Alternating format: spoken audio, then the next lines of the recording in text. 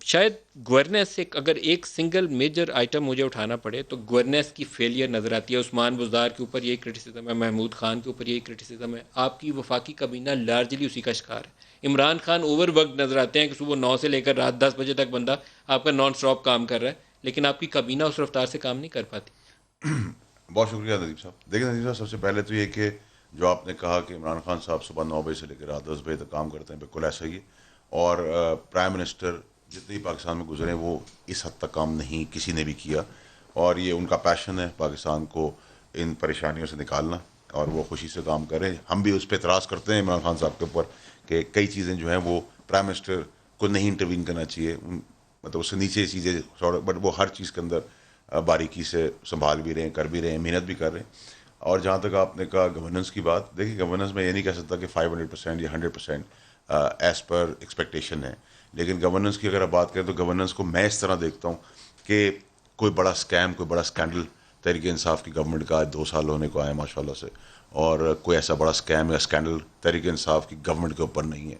और over and above government के ऊपर अगर आ भी जाए, एक मिसाल है किसी वजीर के ऊपर आ जाए, सूबाई या वफाकी, लेकिन प्राइम मिनिस्टर लेवल के ऊपर वो जो ईमानदारी का स्टैंप उनके साथ लगा हुआ है, जो उनके दुश्मन भी कहते हैं ईमानदार आदमी है इमरान खान साहब, ना उन्होंने कोई फैक्ट्री लगाई, ना उनका कोई ख़ानदान का बंदा आगे आया, ना उनके बेटे ने कोई जदादें ले ली या कोई पॉलिसीज़ बना ली, एस आर ओज़ निकाल के टेंडर्स ले लिए।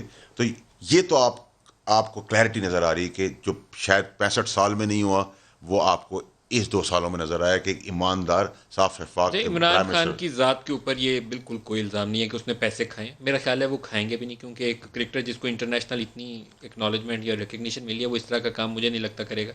लेकिन उससे नीचे आ जाए, आटा बहरान, चीनी बहरान, पेट्रोल बहरान, हर चीज़, अद्वियात बहरान, और वो बिलियंस ऑफ रुपये की बात होती है, 100 अरब रुपये फकी लग गई, 50 अरब रुपये फकी लग गई, थिंग्स लाइक दैट। वो देखिए नदीम नीचे मलिक काबीना में कोई काबिलियत की काफ़ी कमी लगती है। देखिए नदीम मलिक साहब, एक तो ये कि आप जिस बहरान की बात करें, चाहे आप शुगर की बात करें, आटे की बात करें, पेट्रोल की बात करें, बिल्कुल ठीक है बहरान आए, लेकिन इस बहरान आया क्यों?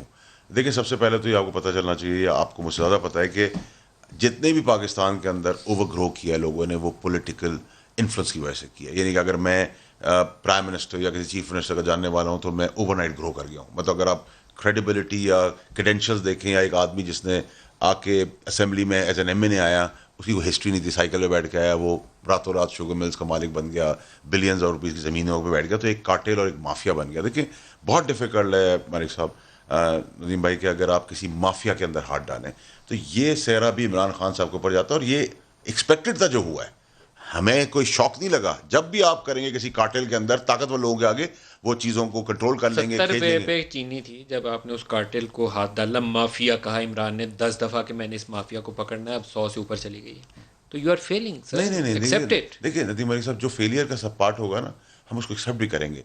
लेकिन मैं आपको भी बता रहा हूँ कि देखिए, अगर मेरी कारोबारी सख्त है, साख्त के तहत मैं over period of 15-20 years grow कर गया हूँ, इतना ओवर ग्रो कर गया हूँ कि यहाँ आपको ऐसे भी बिजनेस एंटरप्रेन्योर्स नजर आएंगे जो हुकूमत चला रहे हैं, चलाते आए हैं, आपको बहुत अच्छी तरह वो नामों आपका का पता कहना है। यह है कि वो mafias are more powerful than the state?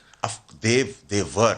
अब पहली दफा जब हाथ डाला है तो it is a difficult face, ये एक दफा ग्राफ ऊपर जाएगा जो उन्होंने किया है, लेकिन उसके बाद आप देखेंगे कर्व बिल्कुल नीचे आके गिरेगा, उसके रांझा ऊपर साहब से सख्ती पूछो। होनी है। और सख्ती के बाद जब बैकबोन, देखिए अभी तो हमने गिरबान पे हाथ डाला है, वो छत्ते के अंदर हाथ डाला है, सारी मक्खियां इकट्ठी हो गई हैं और उन्होंने शॉर्ट कर दिया, हमारा प्राइस ऊपर चल गई, दिस इज नॉर्मल।